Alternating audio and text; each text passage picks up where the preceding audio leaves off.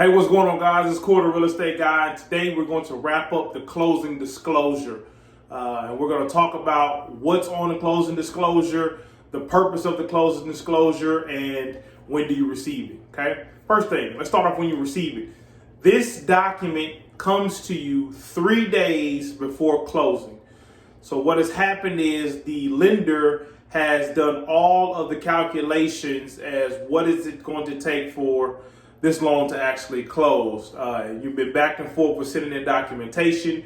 They've been in communication with the title company in terms of taxes and things of that nature. And everything now has been put on a easy to read sheet called the closing disclosure, all right, for your viewing. Okay. What is very similar to is the loan estimate that we received a few days after we actually got under contract. The loan estimate is another itemized document that looks almost identical to the closing disclosure of preliminary fees, okay? Taxes, insurance, cash to close, sellers part in the finances, buyers part in the finances, commissions, everything that has a dollar amount and is part of this transaction is on the loan estimate. And now we're comparing it to the closing disclosure now that we have final numbers. So it's almost identical to the loan estimate. Final numbers to close on the home. Itemized cost of any monies and how or what they pay for. 3 days before closing is when you receive it. It's important that you get that, okay? 3 days before closing.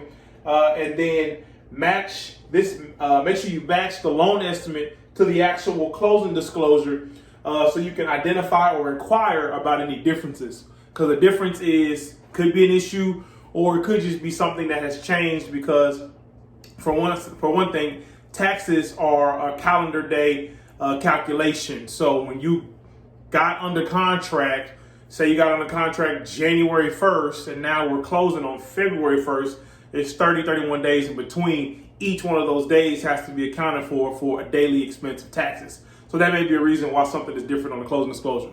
Also, any kind of monies that have been negotiated or renegotiated in terms of what the seller's going to be giving or not going to be giving, lender credits. It's a whole bunch of things that could happen to where those numbers aren't identical and they don't match. So we want to make sure when we receive this 3 days, you and I sit down and we review it, and we want to make sure that all of the funds are accounted for and we understand why they had to be paid for, when they were paid for, and to whom they were paid for. So it's Cory, the real estate guy, and we talked about the closing disclosure.